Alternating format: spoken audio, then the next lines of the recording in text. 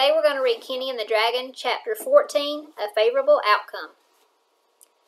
Pecking order, Kenny's father said the next morning as he walked up to his son and handed him the pitchfork. When the true leader is revealed, then there's a new order. It was the dawn after the big battle. The celebration had gone on late into the night, with Kenny and his friends reenacting bits and pieces of their performance for eager groups. Now they were all back on the hill, cleaning up the aftermath of the enormous party. Of course, Porky's dad was nowhere to be found, but Porky was there.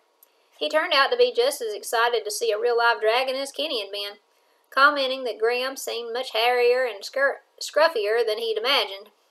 In fact, several of Kenny's classmates, along with Charlotte, had arrived to help tidy up the hilltop.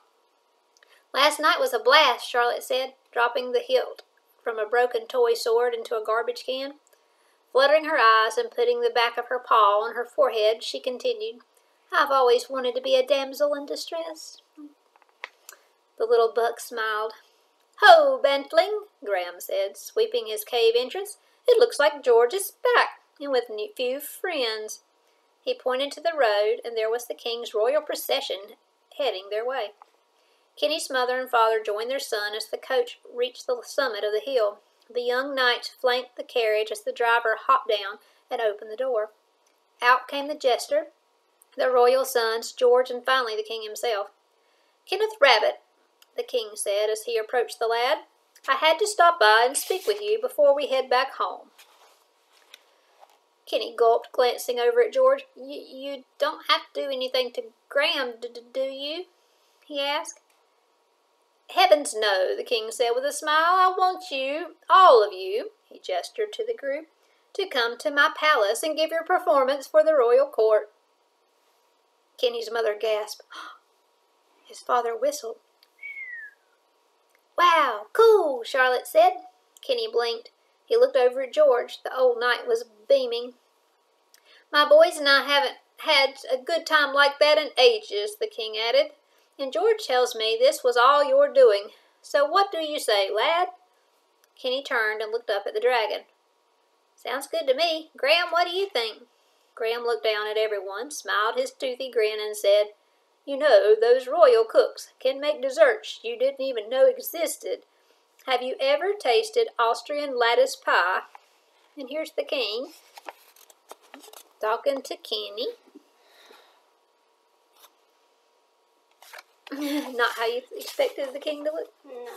And so, that is how our story closes. Kenny and company did indeed travel to the king's castle, where they performed for a week to standing-room-only crowds. That is where I, the royal historian, was finally able to meet the young rabbit and his best friend who had entertained an entire kingdom. They reveled with the court, visited the royal library, and tasted a variety of delicious foods, including Austrian lattice pie. Kenny's mom even made creme brulee for the king. And so, it was an experience Kenny would never forget. When the troop finally returned home to their little farming town of Roundbrook, they were welcomed back with a roaring, huge homecoming parade. The townsfolk greeted each and every one of them with congratulations and admiration because by this time the legend of their act had spread all across the land. After that summer, things settled back down. Kenny continued to live with his parents, started back to school, did his chores on the farm, and even helped out at George's bookshop with Charlotte. For you see, the knight had been commissioned by His Royal Majesty to travel about the countryside revising the King's Royal Bestiary, and Kenny was determined to help ensure that the research in this new edition was thorough and that the subjects were handled accurately. The celebrated Rabbit of Roundbrook spent the rest of his time with his friends, flying kites, painting sunsets, and acting out plays in the amphitheater that he and Graham had built on the hilltop. One Sunday, on a cool autumn afternoon, the boy was riding his bicycle up to the summit of Shepherd's Hill. As he hopped off and leaned his bike against a willow tree, he spied his friend curled up in a ball, dozing at the entrance of his cave. "Hey, Graham," he called so as not to startle the dragon. The great beast opened one large, luminous eye, stretched, and let out a terrific yawn. Smacking his lips, he said, "Bantling, I was just catching 40 winks in this warm, sunny spot I found on the rocks here. What's going on?